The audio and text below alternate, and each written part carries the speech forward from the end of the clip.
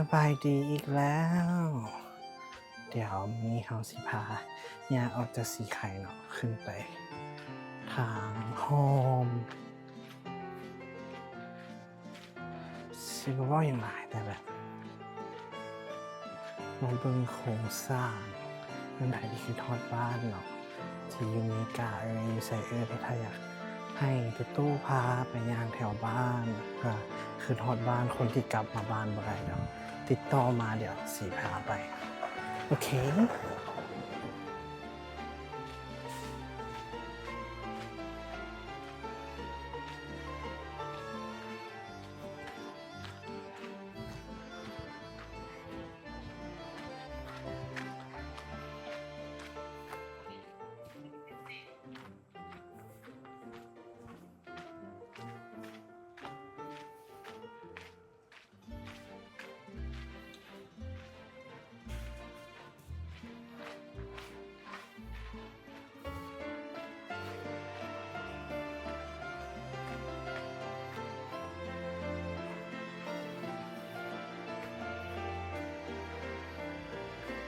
บอกหมูนั่นหรอหมูคือดี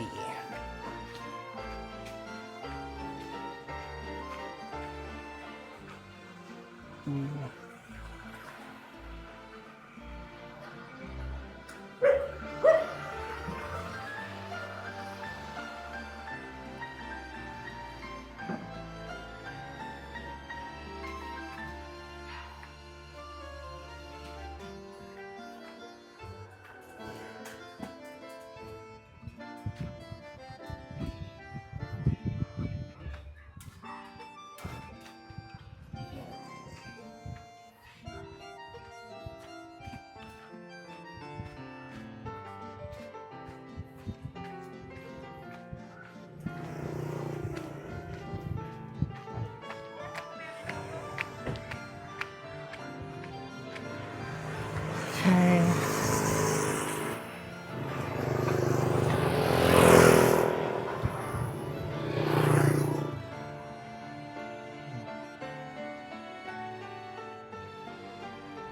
มาเคียงของแล้วสิพาไปอีกทางหนึ่งเมื่อเขาไปทางนั้นใช่มาทางนี้โอเค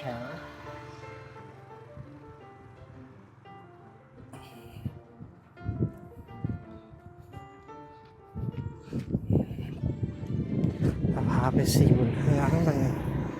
Oh my god this is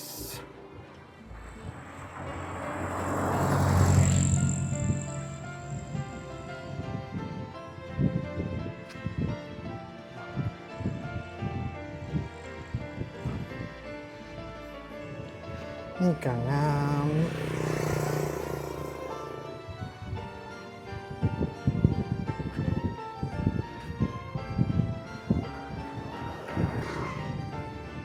ต้องมาเห็นด้วยตัวเองเหรอน้ำเองประเทศลาวนะเจอคือทอดบอเนาะทางเนี่ยแล้วเกือบปีปลายละ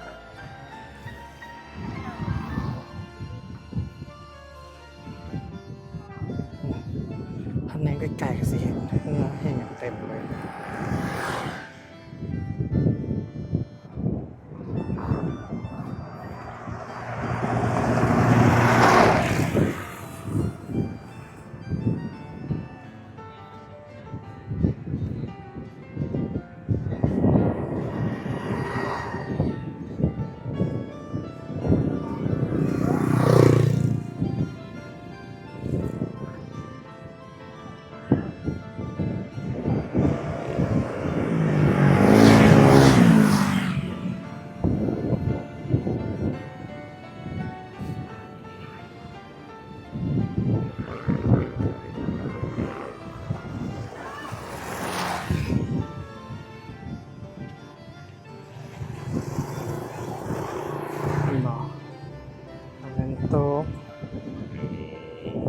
นี่ก็จะเป็นห้าน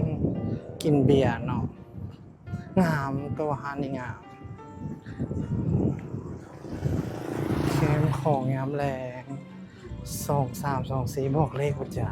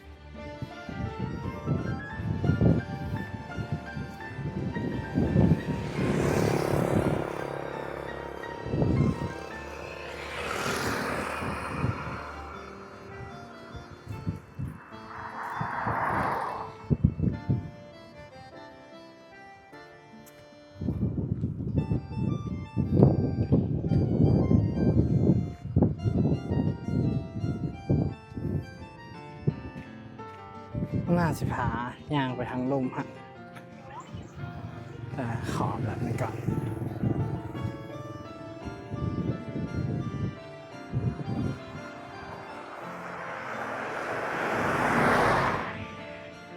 ดูความงาม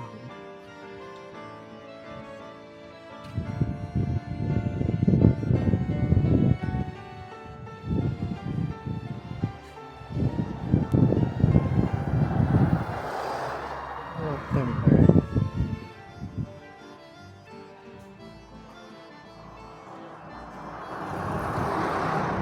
มันจะใกล้สิคำ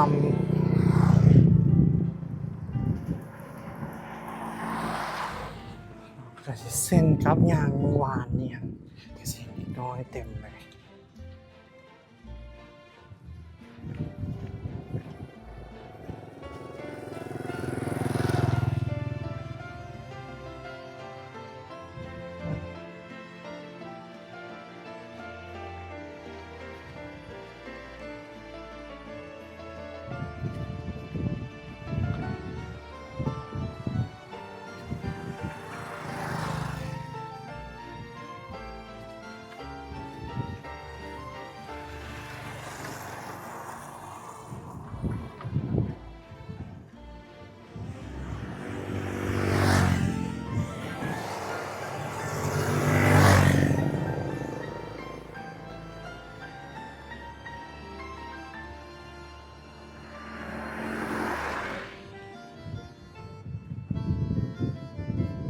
ซึ่งเป็นเบียร์แคมป์อยู่นี่คนลาวนิยมช่วงนี้แบบเป็นนางคือตั้งแคมป์อากาศมีกิน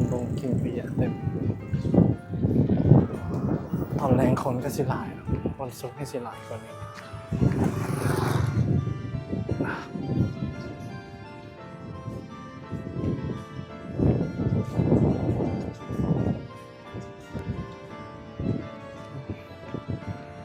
ไปลืมมัน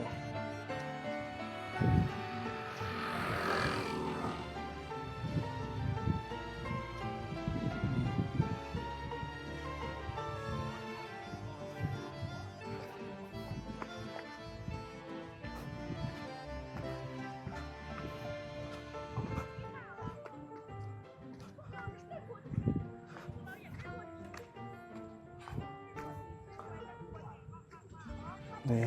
ว่าสั้น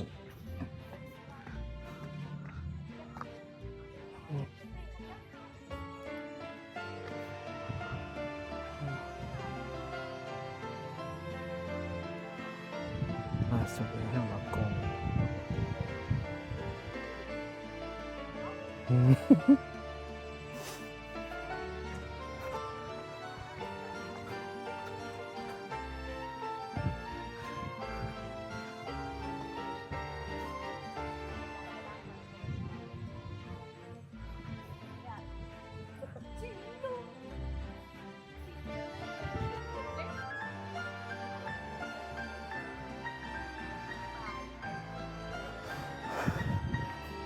น้ำบอก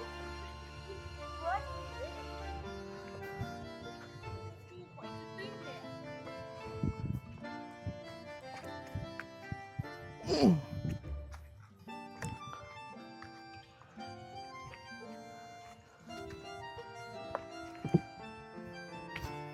นลาวบุดเลยวะนี่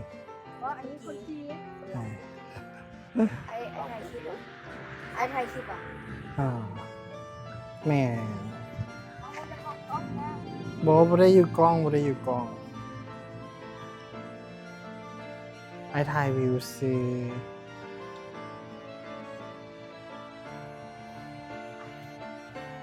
แล้วคนเราอ่ะ ชื่อตะ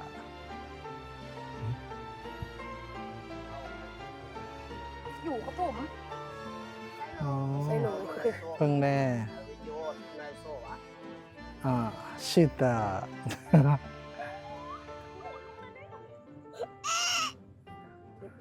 ป่ายัง ปลาขาว ปลาขาว กินได้อ่ะ ได้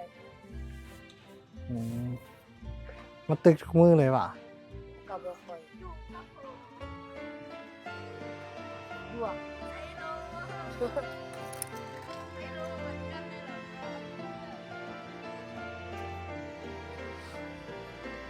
ผมจำได้ครับพี่เอ๊ะแซ่บเลย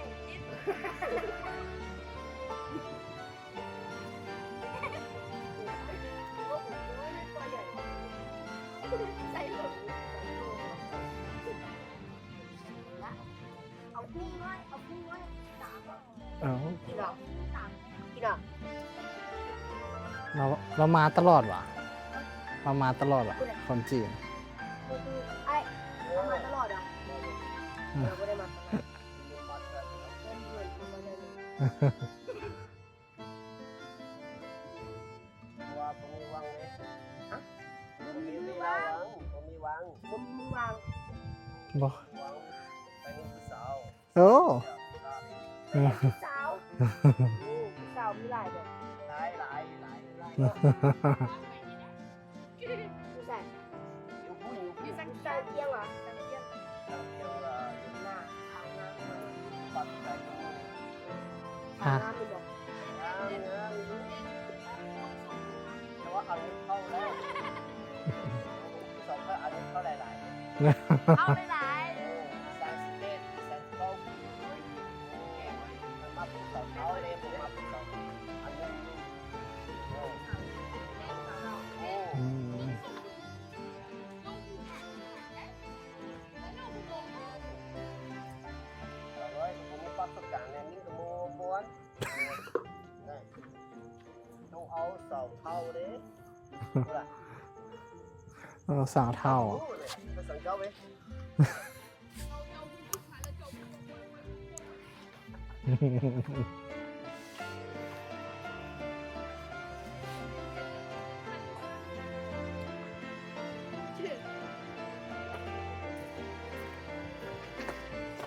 ได้ป้าหลายว่าจึงจับหรือตกเล่นๆสิเล่นซื่อ ซูซูเกะเอาลงเอาลงถ้าเอาลงพอดีเราจะไปตึกป่า ๆอ่า เอาลงซูซู อ่า โอ้ได้ปลาไหลเลยวันเลยผมยัง อ่า โอ้โห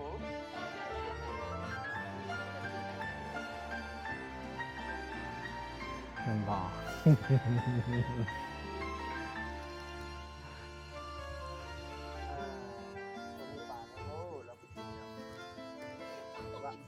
แต่ว่านี่ว่าเขาบอกเขาว่ากินแล้ว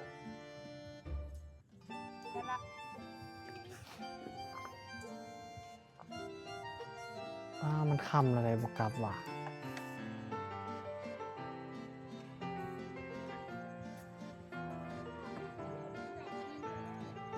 เจ้านี่ในโซ่แต่งเงินบอก ฮะ เจ้านี่ในโซ่แต่งเงินบอกแต่วิดีโอจะแต่งเงินบอก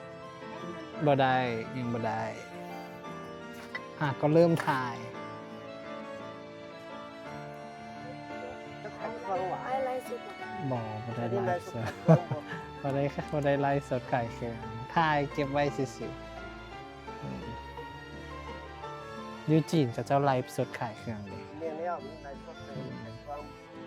รวมคนเรียนแต่งฟังประเทศ อืม มีแบบฟังข้างในหลายเนี่ย อืม ในซันนี่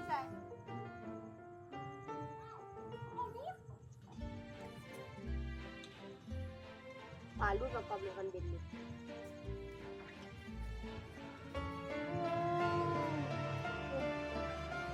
โอ้ยไอ้มันเลี้ยงหิวอ่ะ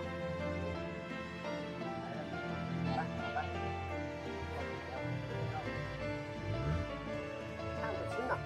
อันแรก เป็นมาชิ้น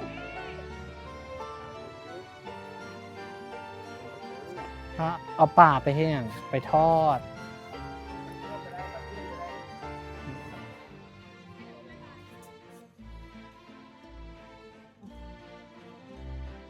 ไอ้จั่วว่ะ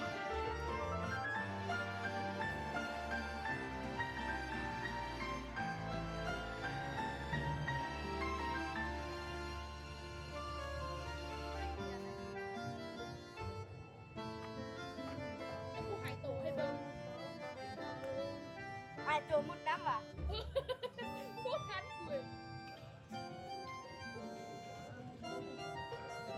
พ่อจะห้องเพลงลาวได้นำอ๋อ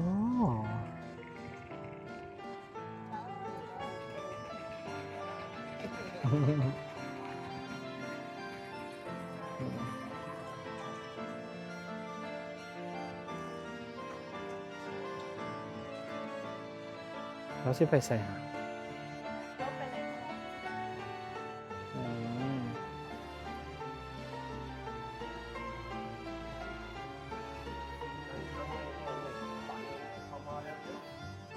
อืม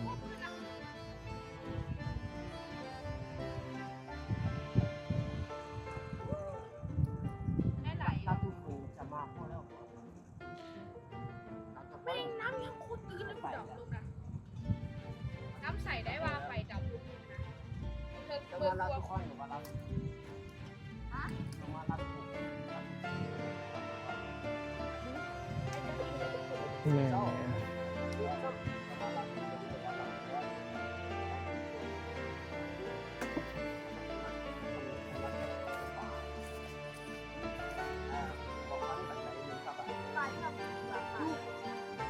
โอ้ได้อีกแล้วมึงดูโอ้ป่าคือเก่า เป็นไงก่อน เอาไปเฮ็ดมกว่ะ ไปกินคนนี้นะหมันของเป็นคนที่นี่หมัน เชี่ยวเลยมึงหวานหลายเท่ากูบอสมี่เลยได้หลายกว่ากูอีก เบิ่งดูอ๋อแสงเบิ่งเริ่มแสงปลาเลยบอกหลาย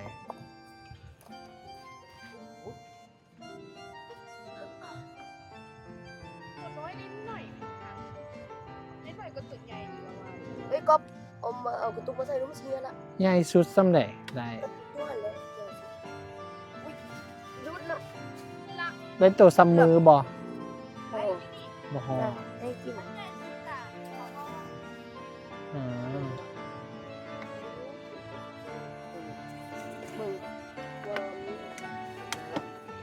ได้เอามิตัดมาบ่เอาใส่ไว้ที่ตัดเอามาเองตัดกิ่งตัดไม่ออก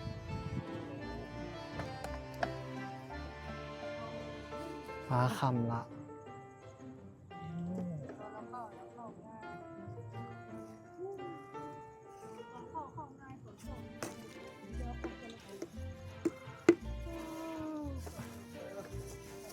เดี๋ยวต้องไปละ บ๊ายบาย